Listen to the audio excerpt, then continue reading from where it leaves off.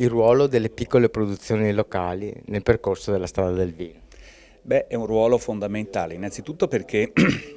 in questo c'è la supervisione della Regione Veneto che per prima ha adottato questo modo di gestire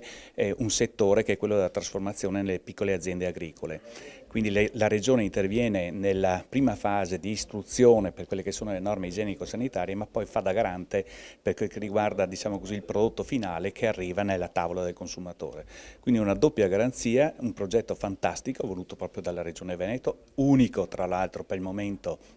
in Italia e che è, diciamo, un fiore all'occhiello per noi perché possiamo così rappresentare tutte le tipicità, far durare di più anche le tipicità, perché un conto è il prodotto fresco, un conto è il prodotto trasformato. L'importanza di fare rete per valorizzare il territorio. Fondamentale, di questi tempi non si può più pensare al campanilismo, ad essere soli, ma costruire delle sinergie positive e costruttive per programmare delle azioni che siano volte a favorire il turismo nel nostro territorio. 11 ristoratori per valorizzare l'enogastronomia territoriale. Esatto, praticamente raggruppiamo tutti i comuni del Montello e nasciamo proprio per valorizzare questo, per fare rete, perché abbiamo capito che bisogna crescere, bisogna diciamo, essere uniti, perché grazie all'unità e fare rete riusciamo a proporre i nostri programmi, i nostri progetti. Montello a Tavola è nato nel 2004, però nel gennaio del 2024, con diciamo, il nostro anniversario, siamo ripartiti con un nuovo statuto, con l'iscrizione al codice fiscale, stiamo preparando per entrare anche nel terzo settore e ci siamo dati una programmazione, un business plan. Ringrazio i nostri collaboratori, in primis ringrazio anche Ascon Treviso con il mandamento di Montebelluna e Centro Marca Banca, diciamo la DMC, che ci danno il sostegno perché noi nasciamo non per fare business, ma tutto quello che riusciamo a recuperare lo mettiamo sia dal punto di vista del marketing e della progettualità.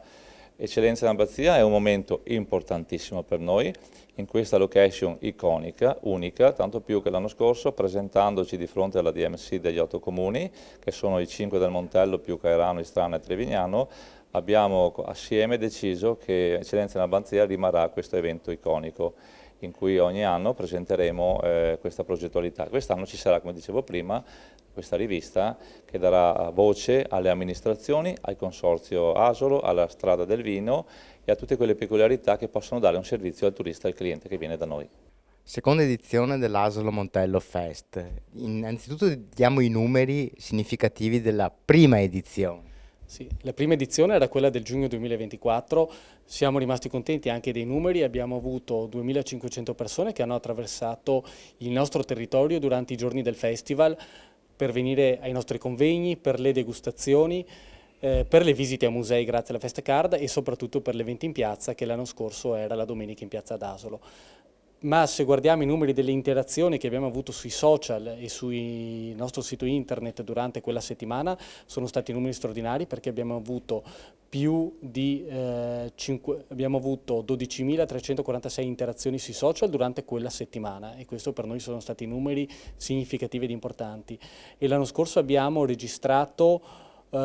più di 500.000 visualizzazioni tra visite al sito e visite ai nostri canali social durante tutto l'anno. È chiaro che la maggioranza di questi si sono avute nel mese di giugno dove abbiamo anche sponsorizzato e promosso l'Asolo Montello Fest.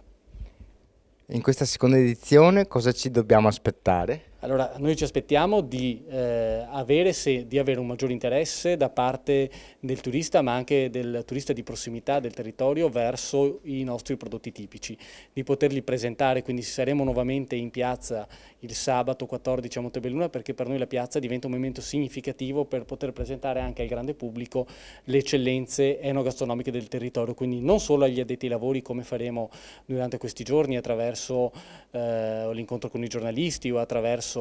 i momenti più culturali, ma abbiamo bisogno di poterli fare conoscere anche al grande pubblico, che conosca quanto è ricco il nostro territorio, le produzioni tipiche, i vini, l'olio, i formaggi di malga, le ciliegie, tutto quello che è il mondo anche delle PPL, le piccole produzioni locali. Citiamo i 2 marchi d'aria con cui lavorate. Noi che siamo in questo territorio che io dico tra Piave e Brenta, attraversiamo tutti i 18 comuni del territorio, che sono caratterizzati da 2 marchi d'area, i comuni dell'Asolano dal marchio d'area Terre di Asolo e Montegrappa, i comuni del Montebelluna e del Montello dal marchio d'area Montello Travel. Noi facciamo da trade union fare questi 2 territori, fare questi 2 marchi d'area, con entrambi collaboriamo per la promozione dell'enogastronomia del territorio e vogliamo anche con loro accrescere non solo i numeri dei turisti in senso generale, che se li sommiamo parliamo di oltre 280.000 turisti nel 2024, ma vogliamo soprattutto accrescere la motivazione enogastronomica come motivazione di viaggio nell'Asolo e nel Montello.